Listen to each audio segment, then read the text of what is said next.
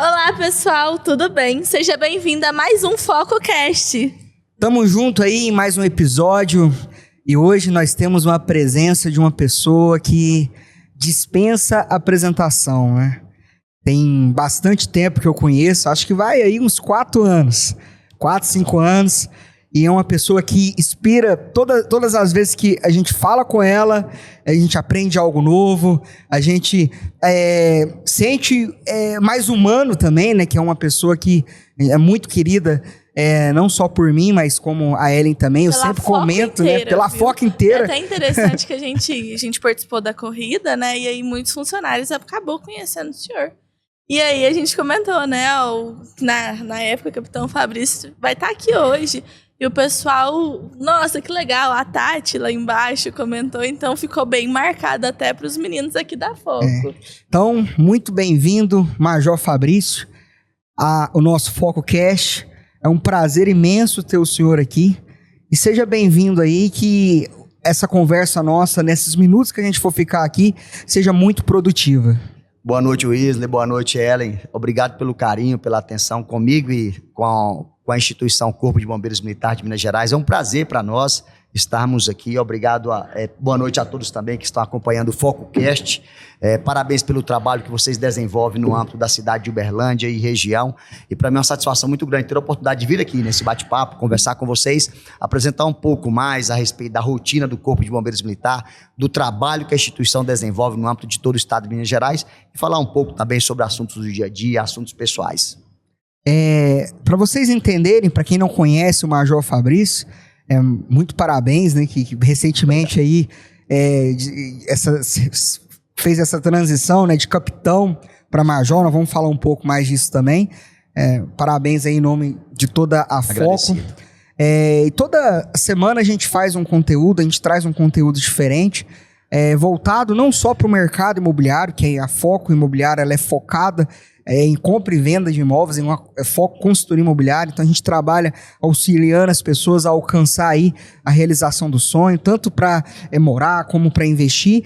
Mas esse conteúdo que a gente gera aqui não é só sobre o mercado imobiliário, é também sobre os assuntos que acontecem no dia a dia. E o bombeiro ele sempre está presente, né, no nosso dia a dia. Todo dia a gente escuta a sirene, todo dia a gente vê uma reportagem, ou a gente vê uma postagem no Instagram. E eu queria que o senhor falasse um pouco, né, para as pessoas que estão nos ouvindo, apresentasse um pouco quem é o Fabrício. Quem é o Fabrício e quem que é o Major Fabrício, né? Porque são duas pessoas que estão aqui. É o Major Fabrício e o Fabrício. No fim das contas, complementam, né?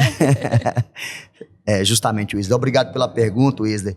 E assim, para que eu possa explicar um pouco mais, contextualizar e facilitar a compreensão de todos, eu sou o Major do Corpo de Bombeiros, recém-promovido há aproximadamente 2 meses, e eu sou natural do estado da Bahia, e com 18 anos eu mudei para o estado de Minas Gerais, para estudar na cidade de Montes Claros.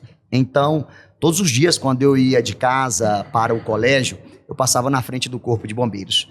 E aquilo me chamava muita atenção. Em alguns momentos eu passava no horário de passagem de serviço, então era muito comum durante a recepção do serviço, no início do expediente pela manhã, eles funcionarem todas as viaturas. É um procedimento padrão operacional, onde eles funcionam as viaturas e fazem toda a checagem de sinais sonoros, luminosos, resumindo, sirenes, giroflex, e aquilo me contagiava.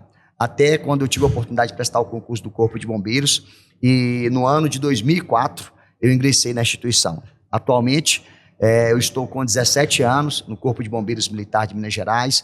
No próximo mês agora eu vou completar 18 anos, e desde quando eu desenvolvi esse trabalho eu tive a oportunidade de ingressar na academia em Belo Horizonte, onde o curso ele tem uma duração de 3 anos. E após todo esse processo de conclusão, eu vim trabalhar na cidade de Uberlândia no final de 2006. Então, eu trabalhei na cidade de Uberlândia por determinado ano, por 2 anos e meio. Na sequência, eu recebi uma proposta do comando para comandar o pelotão de bombeiros na cidade de Tuiutaba, onde eu permaneci por 2 anos. Retornei a Uberlândia, tive a oportunidade de comandar uma companhia de operações, que era uma das maiores estruturas de operações, quando nós analisamos no âmbito de companhia, digo estrutura logística e humana para atendimento à sociedade. E depois de permanecer nessa segunda passagem em Uberlândia por 4 anos, eu fui designado no ano de 2015 para comandar a Companhia de Bombeiros de Araguari. Assumi essa função e no final agora de fevereiro eu estou passando o comando, que vai ser agora no dia 28, e vou ter que cortar, que vai ser gravado, né? E assumi o comando do Corpo de Bombeiros e então no mês de fevereiro do presente ano eu passei o comando da segunda Companhia de Bombeiros Militar na cidade de Araguari, assumindo agora o comando da divisão operacional no âmbito da região, que seria todo um setor que trabalha com planejamento e com eixos de treinamentos voltados para os batalhões, companhias, pelotões, ou seja, eixos operacionais. Quem que é o Fabrício? O Fabrício, ele é o Major Fabrício. Às vezes as pessoas podem ter um eixo, às vezes, de posturas distintas. Isso acontece, é a minha interpretação. Mas eu tenho a mesma conduta, geralmente dentro e fora da instituição. Tenho uma vida social, profissional muito ativa. Eu sou muito dedicado, sou muito disciplinado naquilo que eu faço. Porque eu sempre digo para a nossa tropa, só deve existir uma forma de se fazer algo. E é muito bem feito. Então é assim que nós buscamos fazer sempre as coisas, sejam dentro ou fora da instituição. Muito bem feito, né? Então tem que ser a mesma pessoa ali, seja em qualquer lugar que o senhor vai estar, sempre vai ser reconhecido como Major Fabrício, né? Seja a gente já encontrou vários lugares, seja no momento de trabalho, como no momento de lazer, e sempre as pessoas reconhecem o senhor como o Major Fabrício, que o senhor leva essa essência, né? O senhor é uma pessoa que vive a profissão, né? Você não está como bombeiro, a gente vê que você é aquela pessoa que você é o que a sua profissão ela exige de você hoje, né? Isso é muito legal.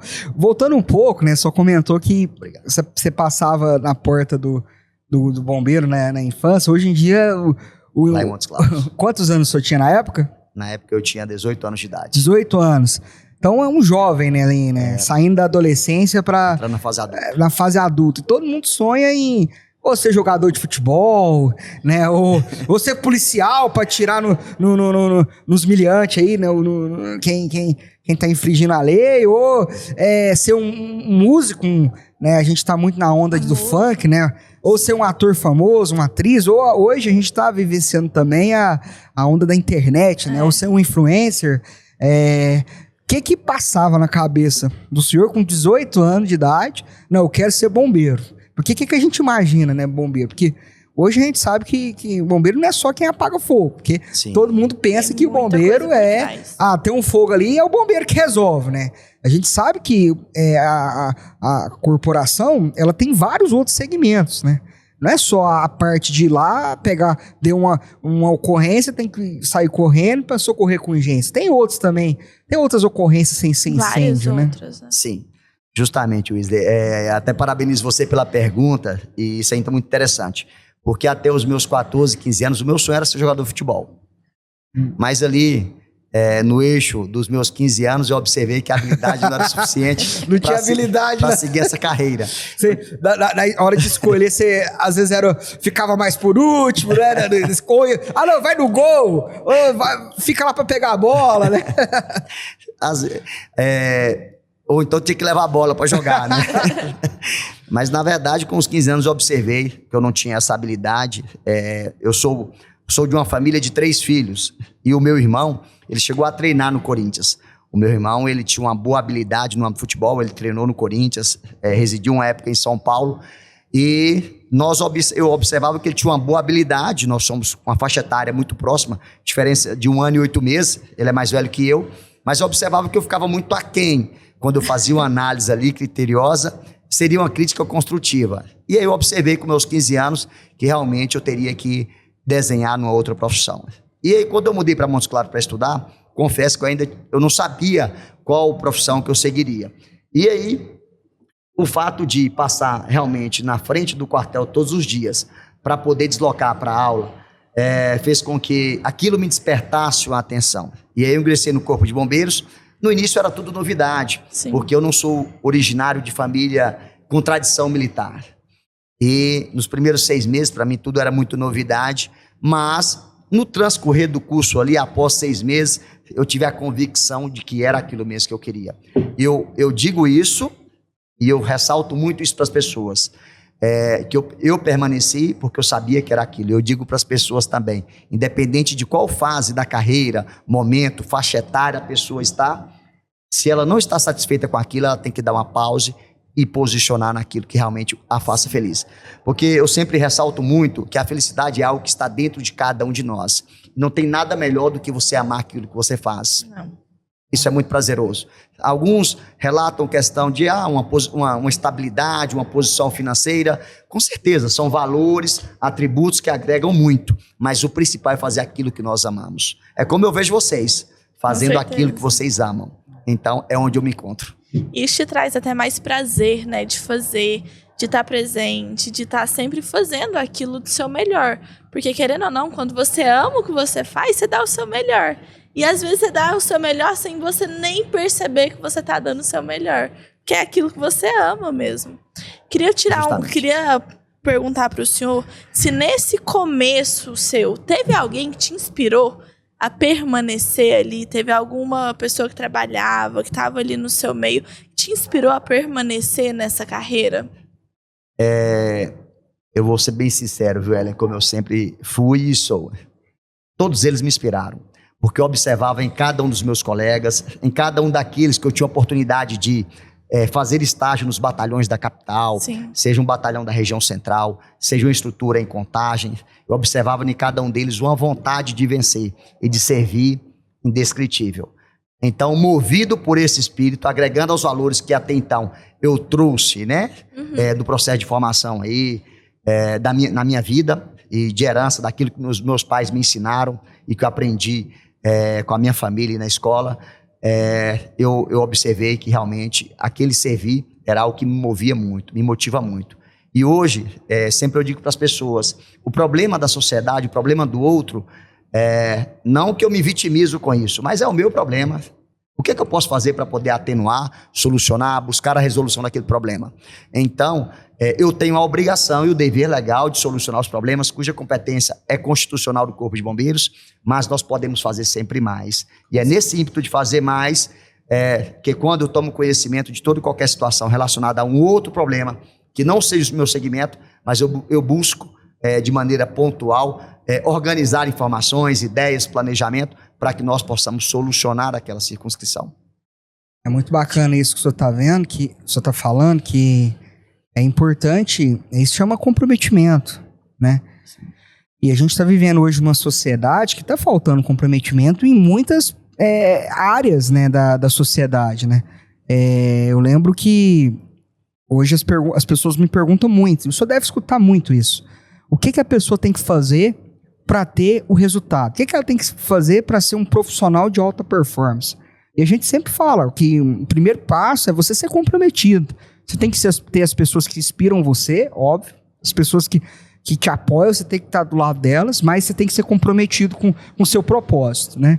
E eu vou fazer uma pergunta aqui pro senhor que é interessante. Eu acho que muita gente pensa assim, quem nunca teve contato militar. No meu caso, eu me alistei, meu porte físico nunca permitiu que eu fosse adiante, né? Mas, na época era muito magro. Mas eu era magrinho, mas depois do casamento nós deu uma engordadinha. Me explica aqui, como que foi o início do senhor? Eu tive que fazer uma prova física, uma prova escrita.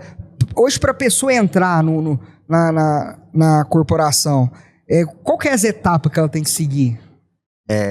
Bem, Wesley, para ingressar no Corpo de Bombeiros Militar, assim como na Polícia Militar, Polícia Civil, Força de Segurança Pública, é mediante concurso público.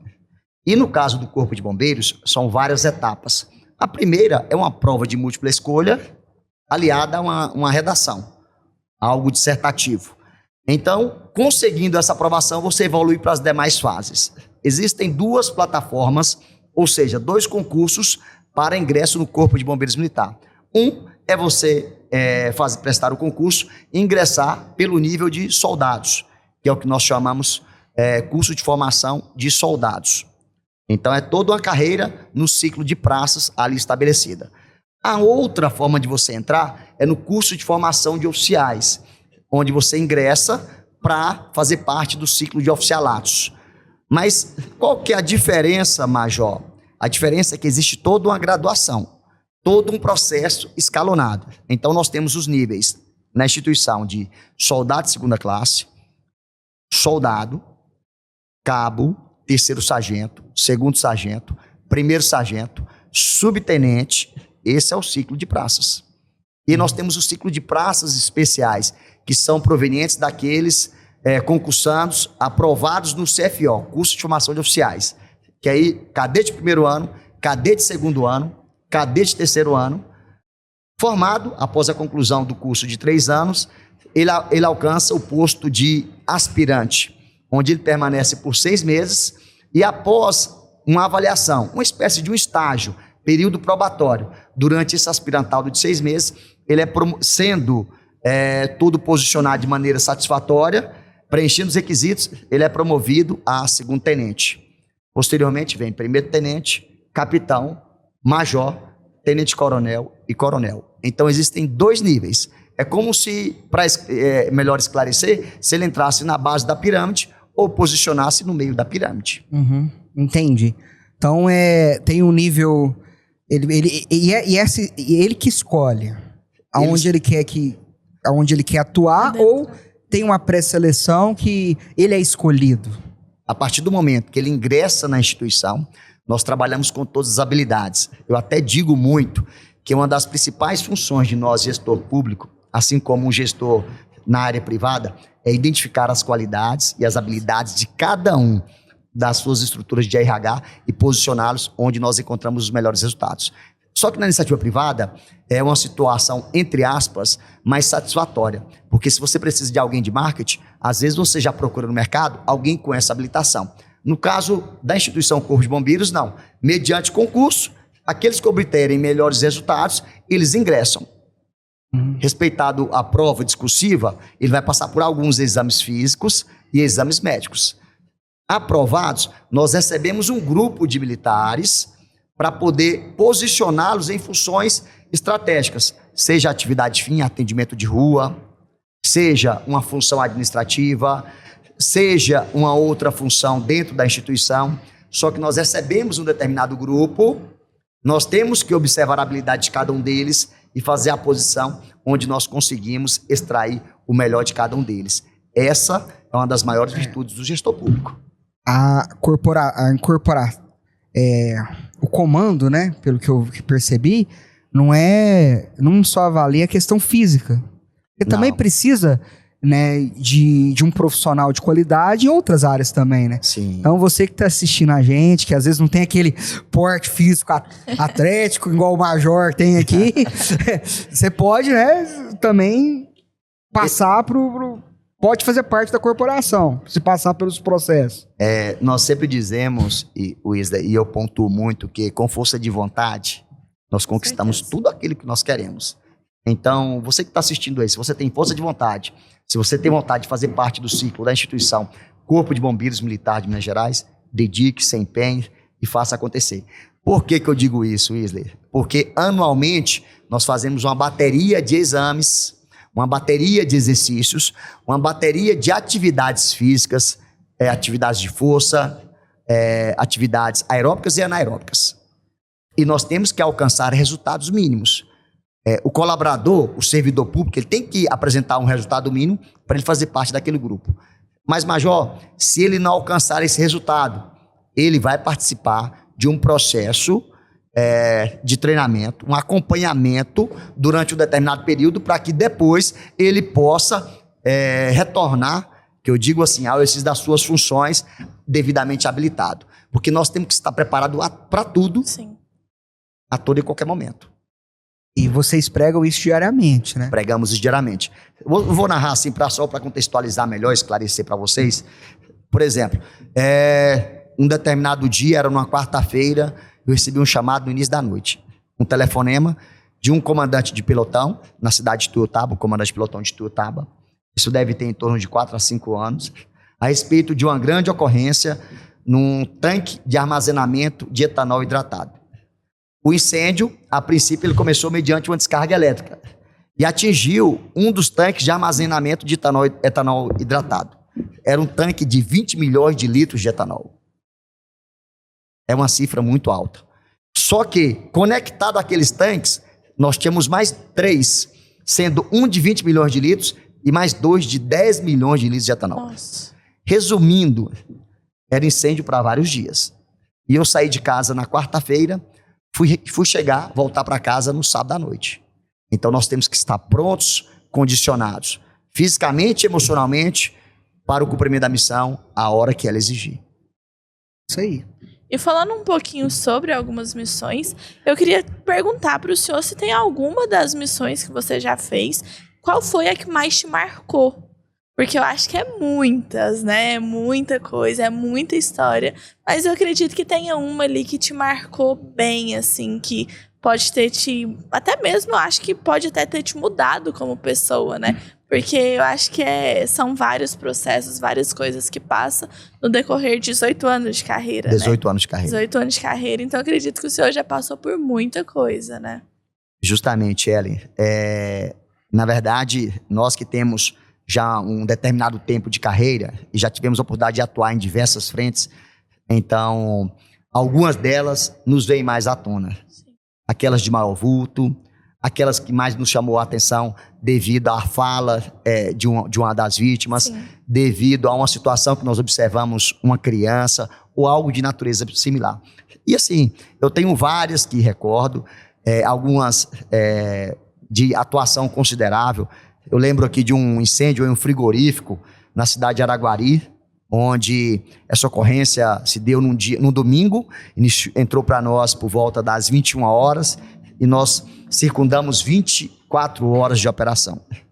Então toda a estrutura frigorífica ela foi deteriorada, toda a área, para vocês terem uma dimensão, só a área de estoque de produtos de carne para exportação que tinha naquele estabelecimento, e naquele dia foi toda comprometida, era proporcional a 1.300 cabeças de gado. Foi uma ocorrência muito vultuosa, uma ocorrência de um nível de complexidade considerável. Essa que eu narrei para vocês, do incêndio num tanque de armazenamento com 20 milhões de litros de etanol, foi uma ocorrência complexa, porque nós começamos a atuar na quarta-feira, no início da noite, e finalizamos ela no sábado, por volta do meio-dia. Cuidado, né? Todo um cuidado, toda uma atenção. A energia calorífica que desprendia a 200 metros do tanque de armazenamento, ela era muito alta, muito elevada. Então nós tivemos que fazer todo um rodízio de equipes. Aliado a isso, nós temos que ter um condicionamento físico e emocional considerável para suportar todos esses dias de operação. Porque de quarta até o sábado, dessas 3 noites que nós passamos em atuação, eu dormi na segunda noite por 3 horas e 40 minutos. Era previsto um rodízio, mas como eu estava à frente da operação, envolvido naquilo, eu tinha toda uma gama de informações e conseguia fazer uma aferição gráfica a respeito da evolução do incêndio, quando que nós controlamos melhor, de acordo com, por exemplo, período noturno, mais umidade, menor temperatura, nós conseguimos lograr mais êxito. Durante o dia, alta temperatura, baixa umidade relativa do ar, nós tínhamos um processo de combustão mais rápido, um processo de queima mais elevado, mais veloz. Então, analisando todas essas conjunturas e dentro de um parâmetro daquilo que nós faríamos no curso da operação, eu realmente preferi fazer a continuidade até o fechamento da operação. Já teve algumas ocorrências também, eu recordo muito pontualmente, algumas ocorrências, a maioria delas, 99,9% das ocorrências, nós nunca mais encontramos com as vítimas. E recordo que uma vez eu estava retornando da cidade de Caeté para Belo Horizonte, ele é o eixo da rodovia BR-381, que é uma rodovia que pega um eixo de serra muito sinuosa, e nós deparamos com um acidente, se não me falha a memória, acho que foram 4 vítimas em estado grave. E eu recordo que era por volta das 21 horas, e eu estava retornando do meu veículo de passeio, estava em trânsito, né? E o acidente aconteceu, acionei as equipes, E como estava a aproximadamente 35 quilômetros de Belo Horizonte, eu tive que aguardar as equipes chegarem. E nesse eixo de atendimento e monitoramento, eu lembro que uma das vítimas, ela estava com uma crise de hipotermia. E ela sentia muito frio. Eu lembro que eu estava com a blusa, realmente fazia muito frio. Naquele momento, a temperatura estava baixa. E eu lembro de fazer a posição da minha blusa por cima dessa vítima. E eu nunca esqueci, quando ele me olhou no fundo dos olhos, ele disse para mim que ele jamais esqueceria de mim na vida. E nunca mais eu encontrei com essa vítima, como com diversas outras. Em alguns momentos acontece você estar na rua, ser identificado por algumas das vítimas, principalmente quando você está fardado. Acontece alguns casos. Algumas vítimas retornam ao quartel para agradecer. E assim, com certeza, qualquer uma posição, qualquer uma percepção desses seres humanos nos movimenta e mexe muito com cada um de nós, no sentido de sermos uma pessoa cada vez melhor. É o que motiva, né, no fim das contas. Com certeza. E muito se fala do condicionamento físico, né, do bombeiro, e a saúde mental. Porque, querendo ou não, lidar com muitas coisas, né, lidar com muitas operações. E qual que é a importância para o senhor da saúde mental de um bombeiro? Ela é fundamental, viu, Ellen? Saúde física e a saúde mental, elas caminham consociadas. Elas têm que caminhar em conjunto, sincronizadas, equilibradas.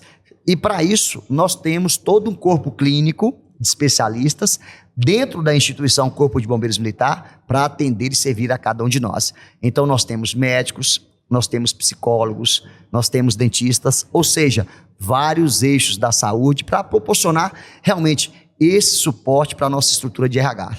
Vocês que trabalham com RH, vocês sabem disso, sim. O quanto que nós temos que posicionar e valorizar esse eixo, que é um ponto e foco principal de atuação nossa.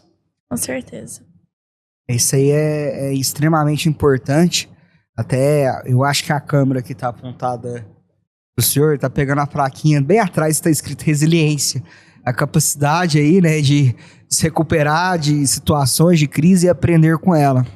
E essa frase, esse contexto que tá essa placa aí, você tem que ter, né, diariamente, porque ainda mais no caso do senhor, que também, além de você gerir toda aquela situação de ocorrência, de pavor, né, de desespero, que é você, referente a essa situação que ocorreu em Araguari, por exemplo, em Tuiutaba também, que foi um incêndio, você tem que a gestão para manter ali a sua equipe na alta performance. Mesmo as pessoas cansadas, mesmo elas deparando com cenas ali que só vê em filme, né? Que a gente que tá aqui, que vê de longe, só vê em filme.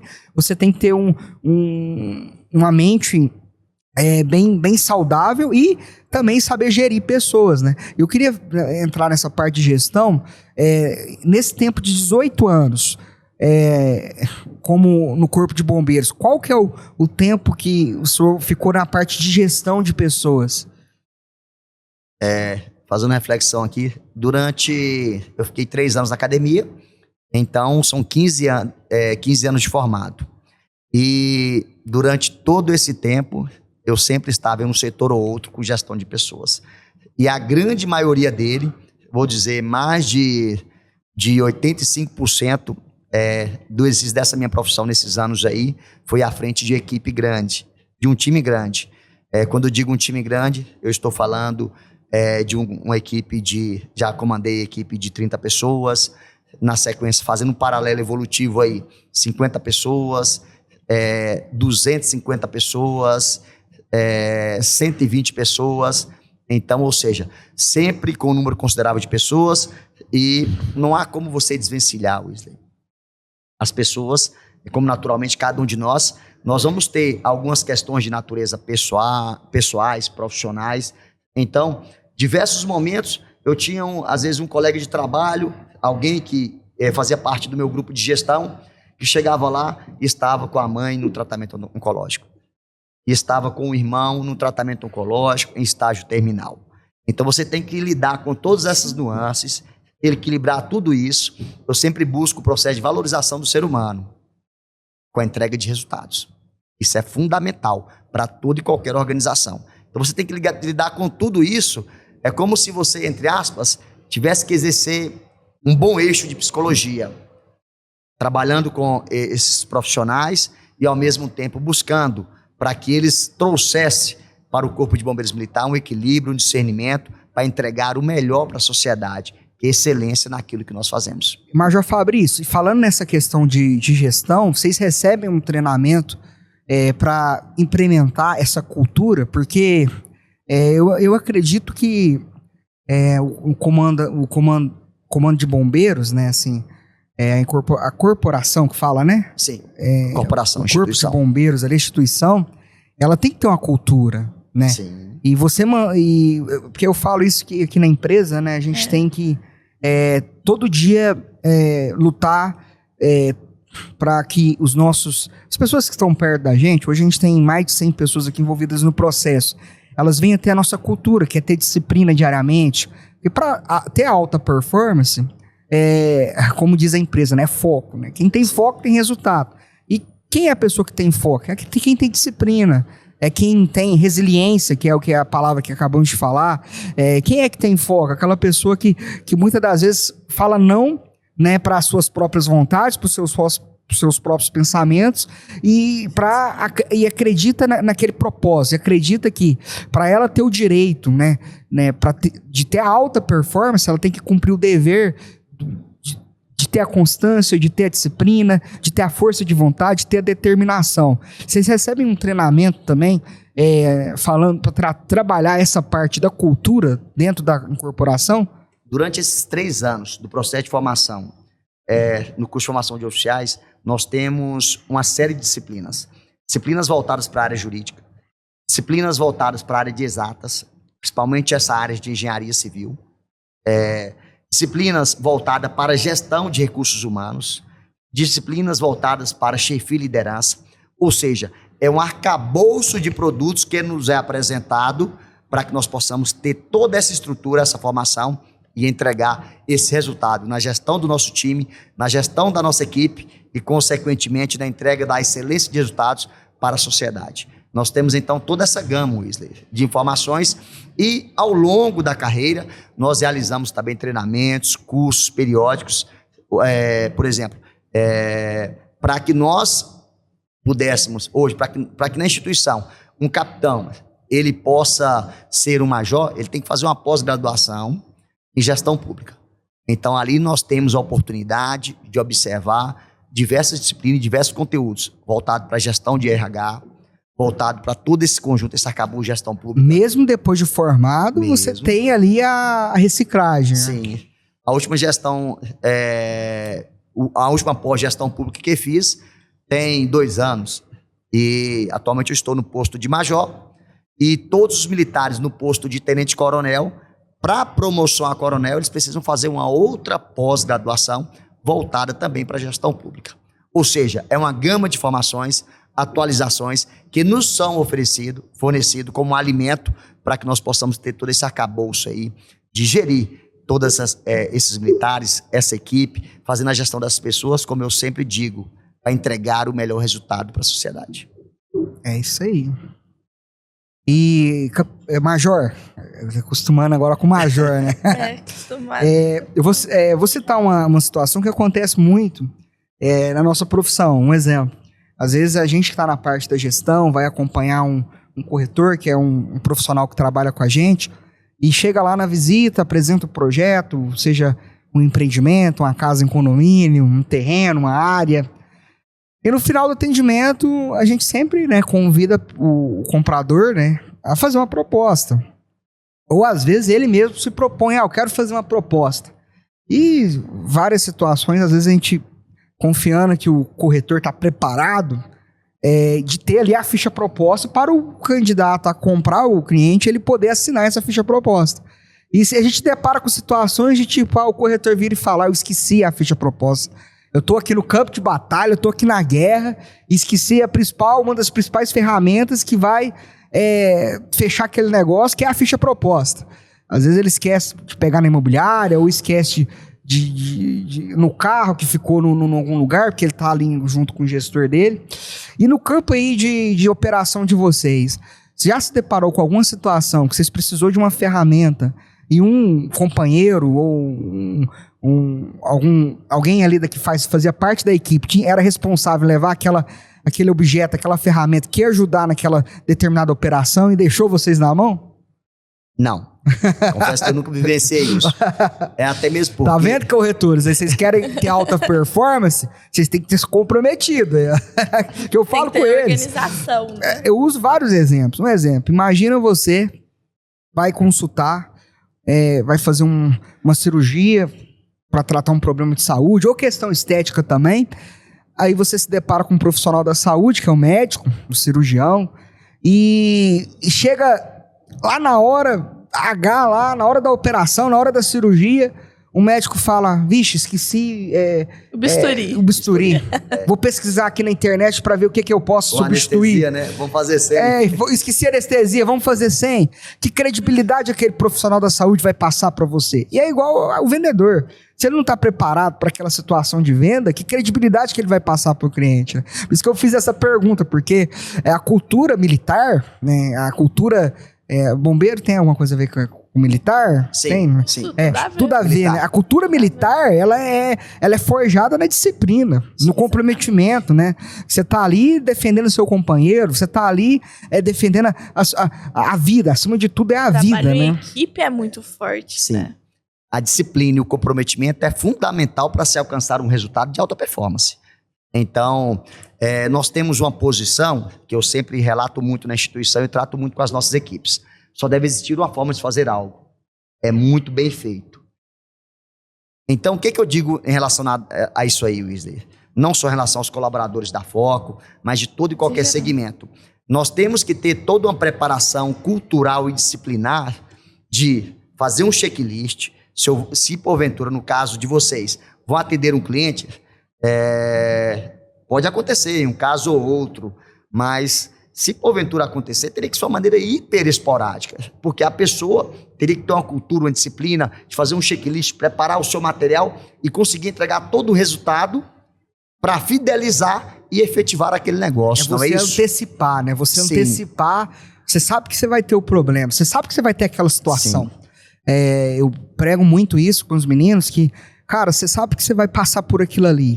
Sim. Então já esteja preparado antes. Né?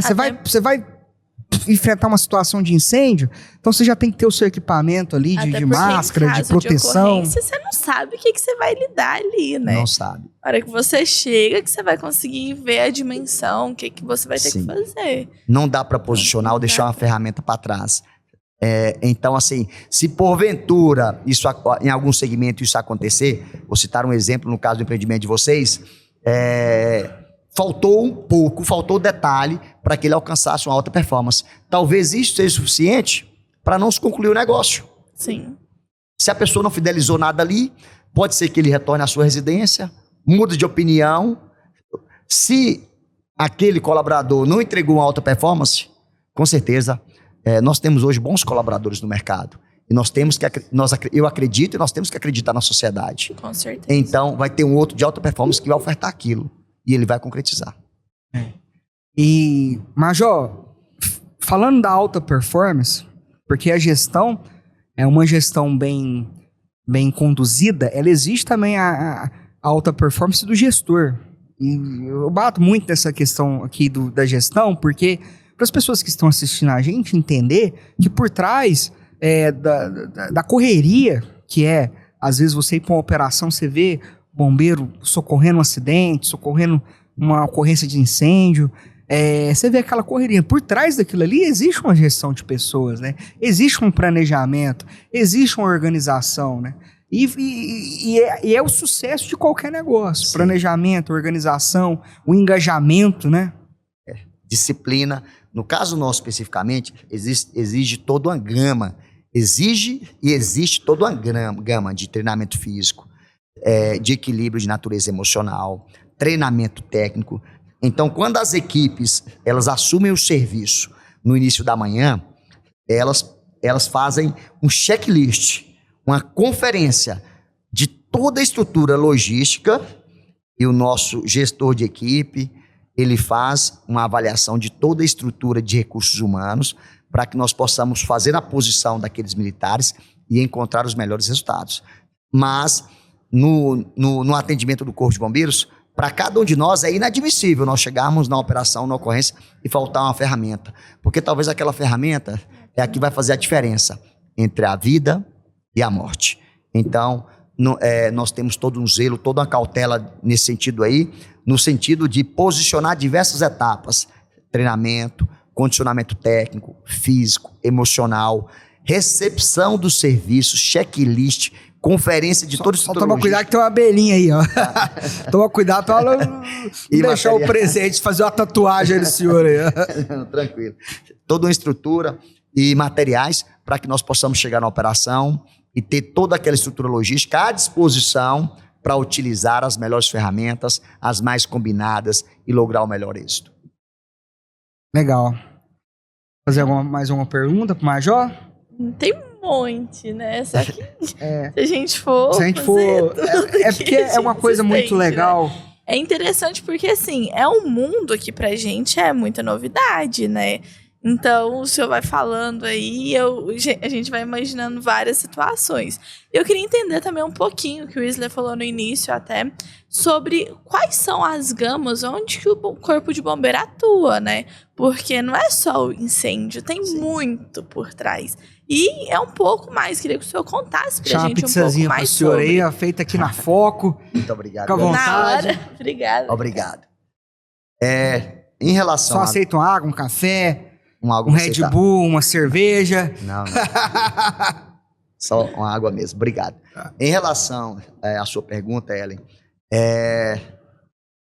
as atividades do Corpo de Bombeiros Militar, as funções, elas são de natureza constitucional.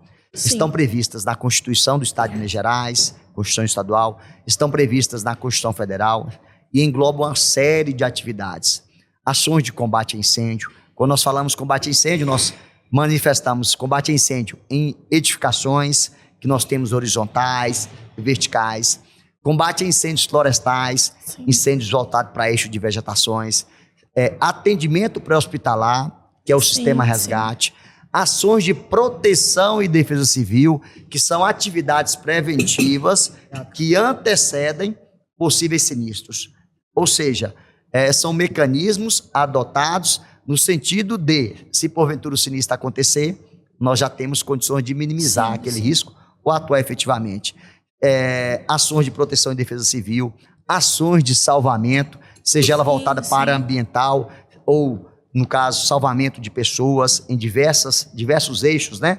Quando nós falamos salvamento, nós falamos do resgate de uma vítima proveniente de soterramento, nós falamos do resgate de uma vítima presa no interior do elevador, nós falamos do resgate de uma vítima no interior de uma estrutura de andaime, ou seja, são vários eixos. Já viu até em casos de afogamento.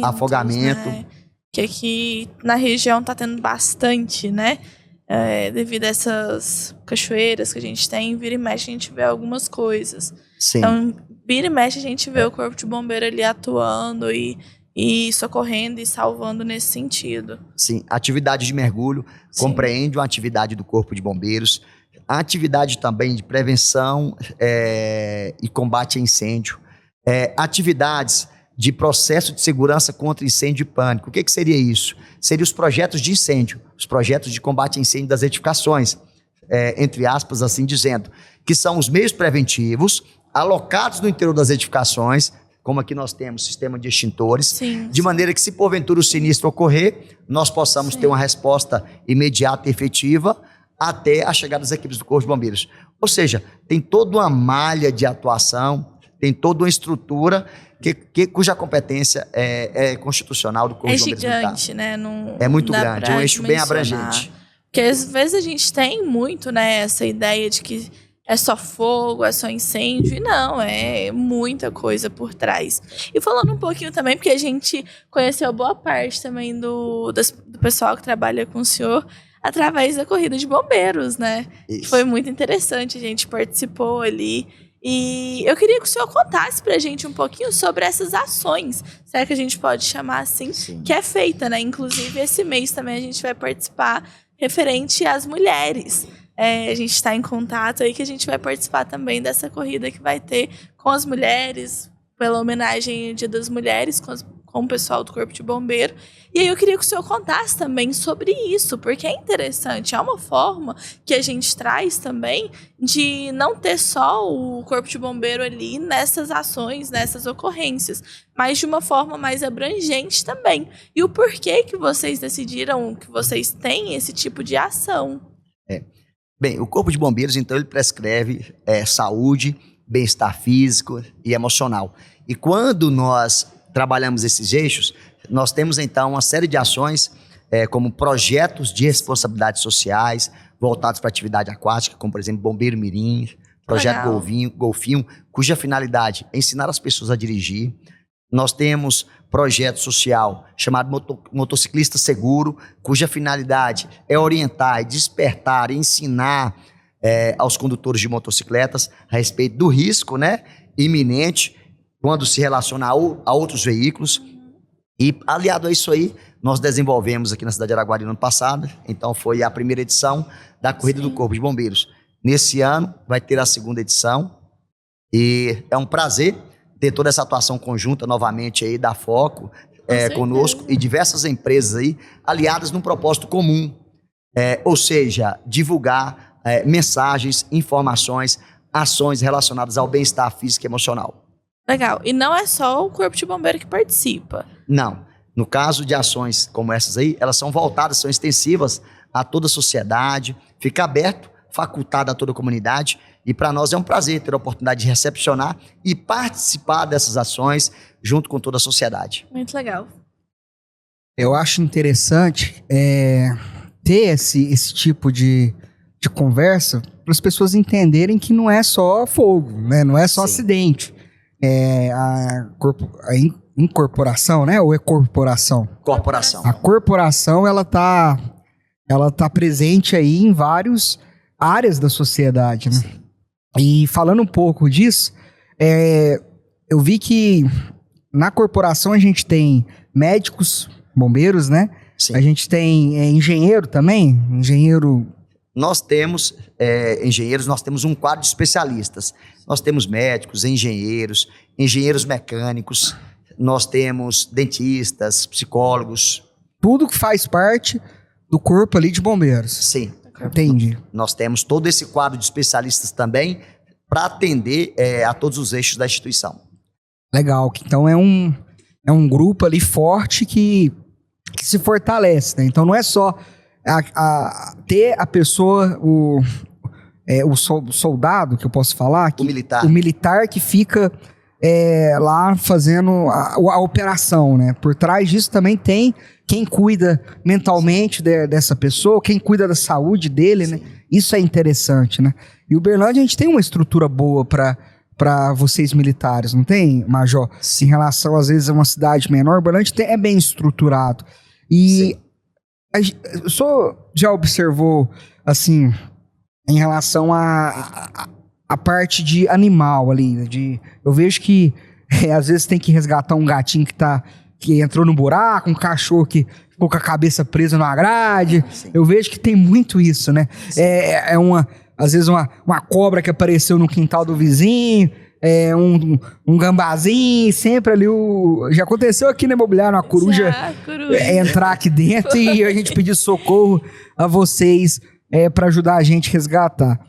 Teve também questão das abelhas, porque a abelha aqui, elas estão num lugar ali que tá difícil de lidar com elas. E lá vocês têm, assim, separado? Não, vocês vão atender esse tipo de ocorrência voltado para animal. Não, vocês vão atender acidente, vocês vão atender... A parte de mergulho também. Vocês vão atender a parte... da marinha, né? Aquática. Sim. Vocês vão atender a parte de incêndio. Ou é todo mundo, quem tá lá, a equipe de plantão, que tem que ir à ocorrência na ocorrência aquele momento. Todos nós temos uma formação abrangente, global. Toda a gama de formações. Só que quando você se estabelece no serviço, no plantão, então nós temos as viaturas das mais diversas naturezas. Eu tenho uma viatura de combate a incêndio, nós temos uma viatura de salvamento, nós temos viaturas, unidade de resgate, que se considera questão de alguns tratam como ambulância. Na verdade, é unidade de resgate. Então, nós temos todas essas modalidades de viatura. A partir do momento que se assume o serviço, as equipes elas são distribuídas. Quando você faz a composição de unidade de combate a incêndio, então você está ali pronto, preparado para você combater esse início de combate a incêndio. Do mesmo modo, unidade de salvamento, as unidades preventivas, unidade de resgate. Então você entra para fazer aquilo. Major, pode acontecer de eu entrar para combater um incêndio e eu ter que fazer um atendimento hospitalar ou um salvamento? Pode. Se porventura as demais viaturas daquela natureza forem demandadas numa série de atendimentos e houver necessidade de suporte, de apoio, aí nós trabalhamos toda a ação conjunta. Mas nós temos as modalidades específicas para atender aquilo especificamente. Interessante. Então há uma organização, né? Uma distribuição de funções. É aquilo que o senhor falou no início da gestão, né? Vocês observam, às vezes, cada profissional, cada equipe. Se a pessoa ela desempenha muito bem nadando, então ela, obviamente, vai sempre estar naquelas... Vai tender para isso. Todos têm que estar ali à disposição, mas ele vai ser mais solicitado para aquele tipo de ação, né? A gente até teve a última vez que o senhor esteve aqui na imobiliária, só tava com, acho que era o sargento, esqueci o nome dele. Estive eu e o sargento Diniz. Diniz, ele falou que tá se aperfeiçoando na pilotagem de drone, Sim. né? Então ele tem especialista para... Tudo você tem que ser especialista, né? Justamente. Não adianta você querer abraçar muito, querer nadar bem, correr bem, operar bem o incêndio. Tem que se especializar em algo também, né, capitão? Com certeza. Né, Major? Isso é fundamental, isso é crucial. Porque apesar de nós termos uma gama, você tem que buscar um eixo de especialização para você ser muito bom naquilo que você faz. E tem um detalhe, Luiz, por exemplo, pegando um gancho aí, e quando eu estive aqui com o sargento Diniz, né? Ele pontuou a respeito de operação com drones. Ele é habilitado para a condução e operacionalização de drones.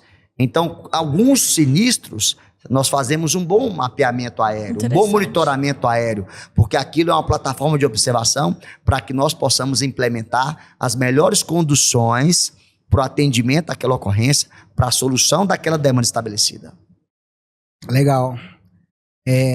A pessoa estudar e se especializar em algo. Eu acho que o especialista ele vai entregar o trabalho dele com uma performance maior, né? Com certeza. Isso aí é importante. Vamos falar um pouco aqui, uma pergunta que eu acho que vai mexer um pouco aí com o senhor. Qual que é a sua maior conquista hoje, né? Como major do Corpo de Bombeiros?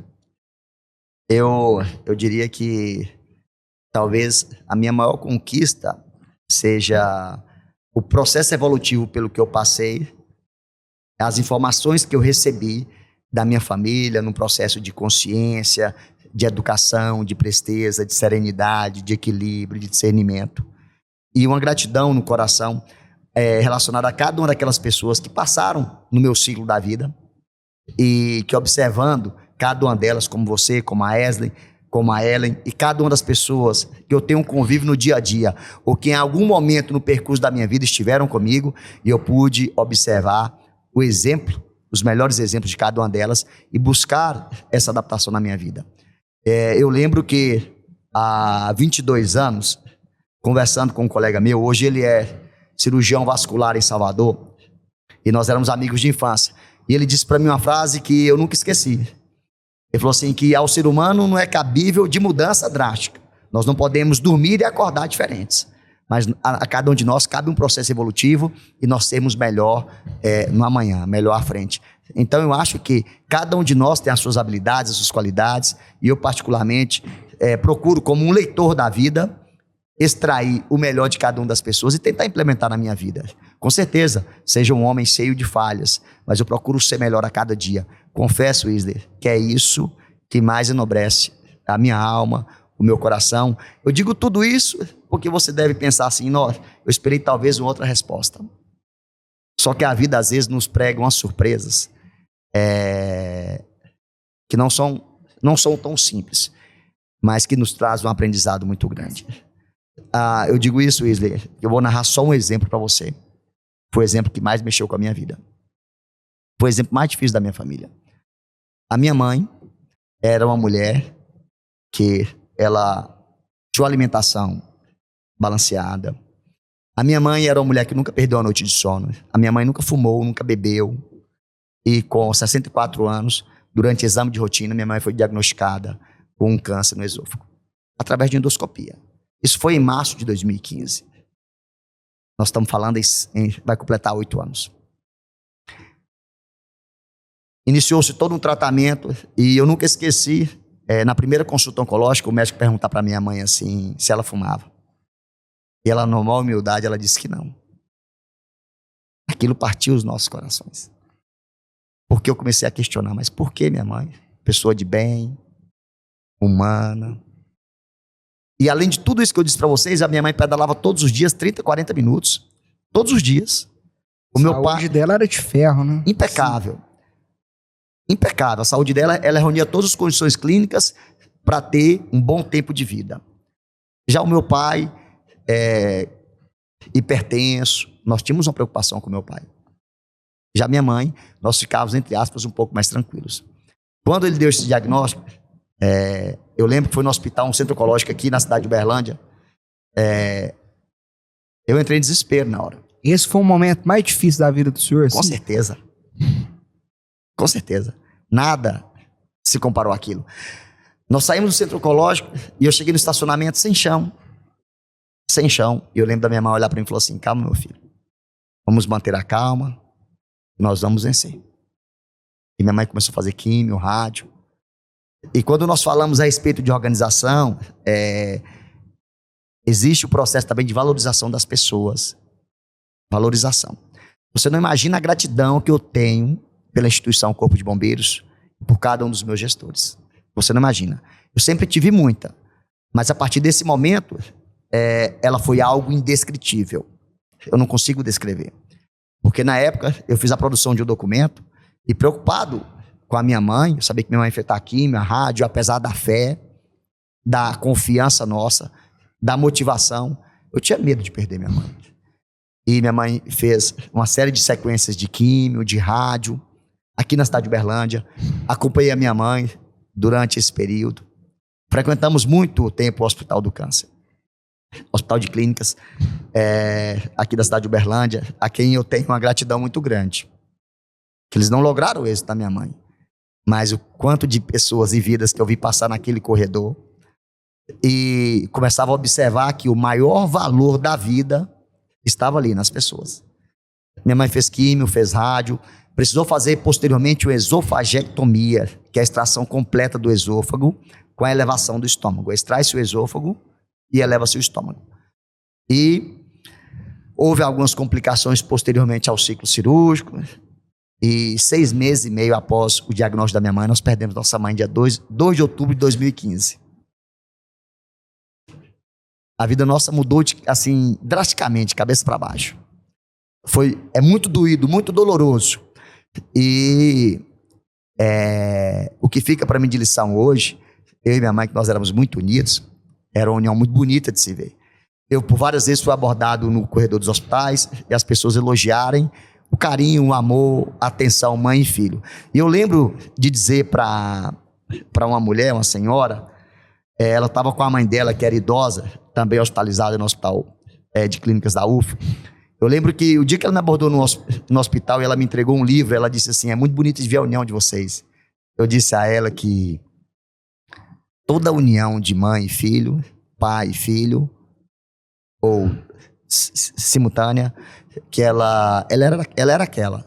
E ela disse para mim que não era, que nem todas as relações eram assim, de pai e filho. Aquilo mexeu muito comigo. Eu nunca mais encontrei essa pessoa, mas eu nunca vou esquecer aquilo que ela disse para mim. E aí perdi minha mãe umas 3 semanas depois dela me falar isso. Eu nunca esqueci essas palavras dela, eu carrego isso para a vida e eu penso o seguinte, eu sou muito grato à vida por tudo que a vida me proporcionou como ser humano, como pessoa, como profissional, e o mínimo que eu tenho que fazer é devolver isso para a vida e para as pessoas. E eu entendo que cada um de nós entrega aquilo que possui. Com certeza. O que eu tenho é isso, então eu tenho que entregar isso. Você e Ellen têm esses sentimentos, bons sentimentos, boas doutrinas de disciplina, culturais de alta performance. Então, vocês não têm como entregar um produto diferente para a sociedade. Então, quando você fala assim, o melhor, talvez todo esse processo, esse eixo evolutivo, atualmente eu completei recente 41 anos, e quando eu olho para trás... Você tá conservado, hein? 41 anos? Eu completei 41 anos, e quando eu olho para trás, eu faço uma reflexão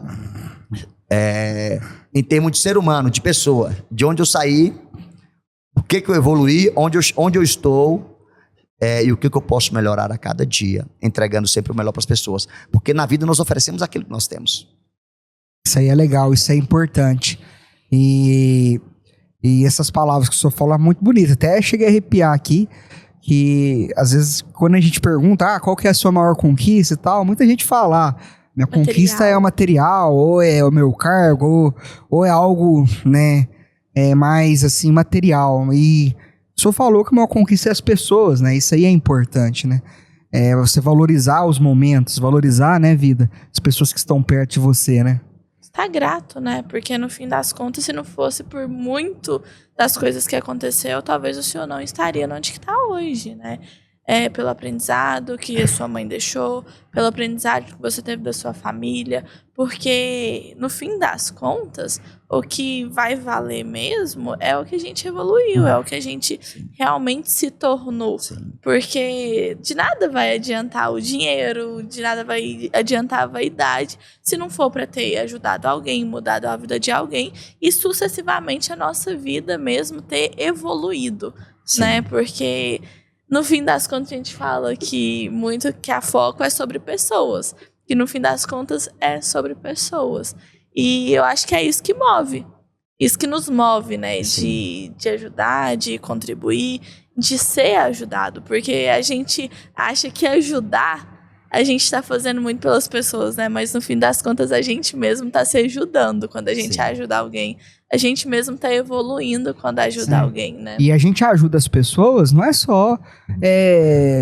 às vezes, você tendo um diálogo, uma conversa, ou ajudando de uma forma positiva. Sim. Porque, às vezes, você falar só sim, você tá mais prejudicando quem tá perto de você do que ajudando. Então, às vezes, a gente tem que ajudar as pessoas falando não também, né, vida?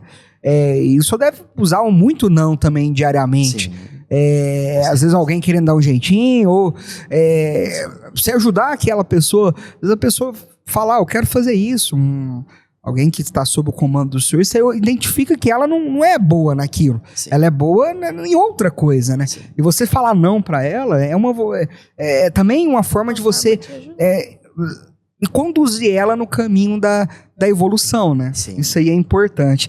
A gente tá... Wesley, você me permite, mas vai fazer uma pergunta, eu queria fazer mais uma consideração, uma complementação.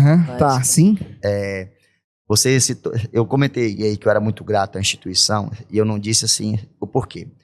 Eu disse justamente por causa dessa respeitabilidade. Eu posso confeccionar diversos relatórios, já fiz diversos documentos na instituição, buscando a solução e o ponto de equilíbrio em diversas searas. E tem um deles que eu nunca esqueci, nunca vou esquecer na minha vida. Um documento que eu produzi, solicitando na gestão da instituição, quando a minha mãe estava em tratamento, que tudo que eu tivesse direito de férias, eu tinha algumas férias acumuladas, eles me concedessem para eu acompanhar minha mãe. E eles me proporcionaram todos aqueles períodos de férias. Porque eu tinha muita fé na recuperação da minha mãe, mas ao mesmo tempo eu tinha muito medo do que a vida tinha empregado para nós naquele momento. E a instituição me concedeu tudo isso.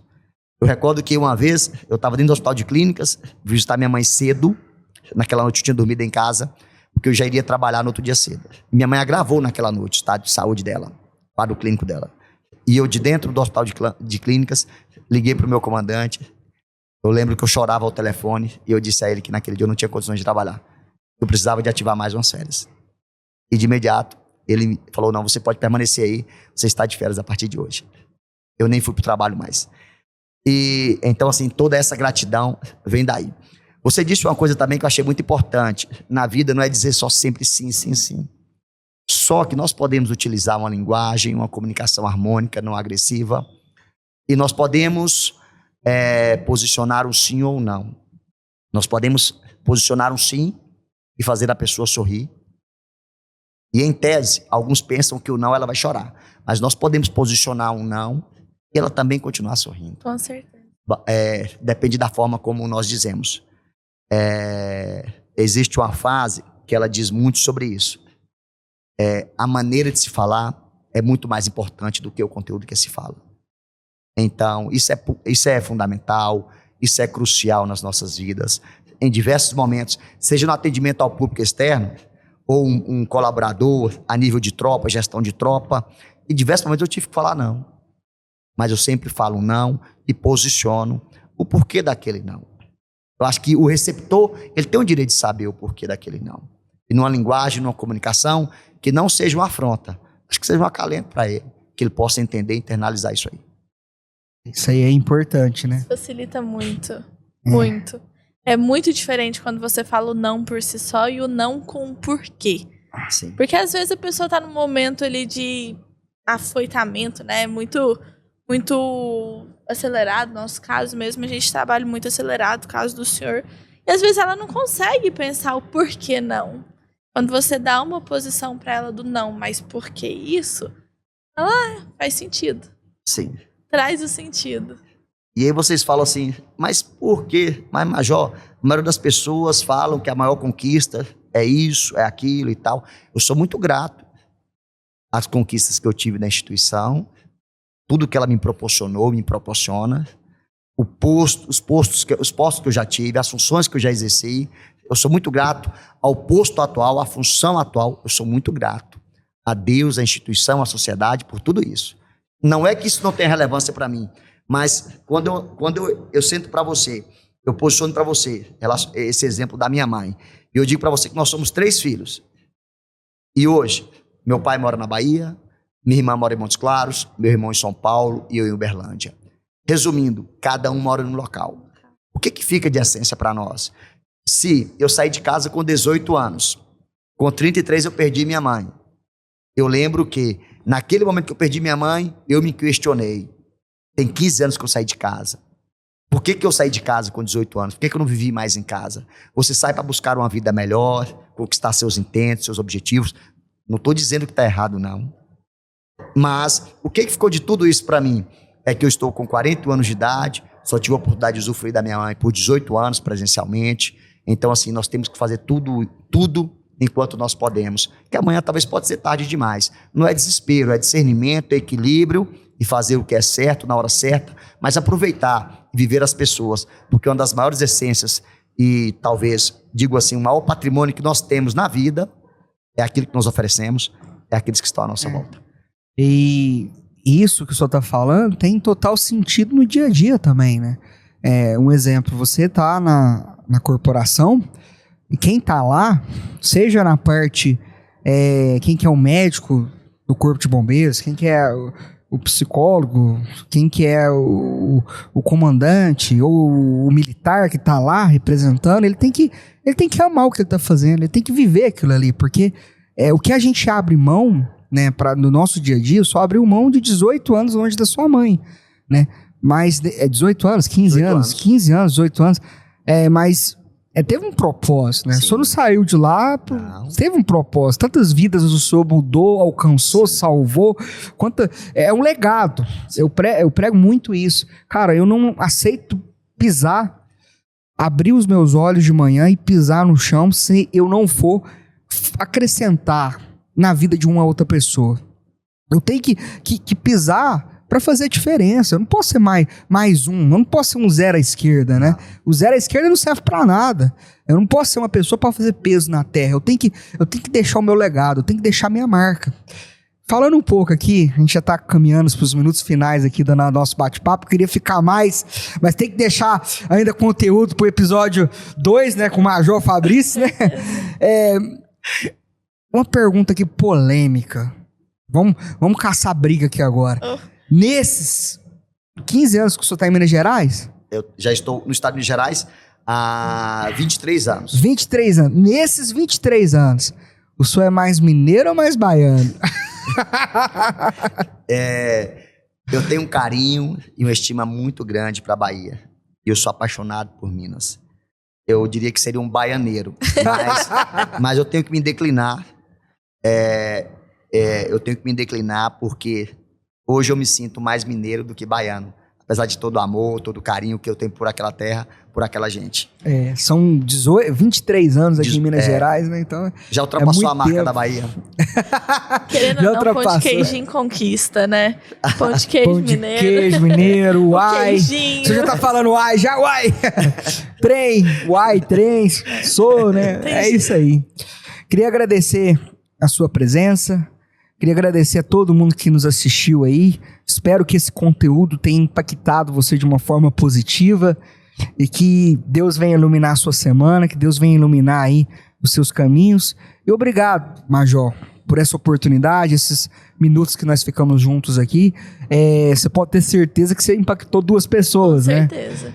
Espero ter vários outros desses, né? Porque eu tenho certeza que história não vai faltar e conversa não vai faltar, né?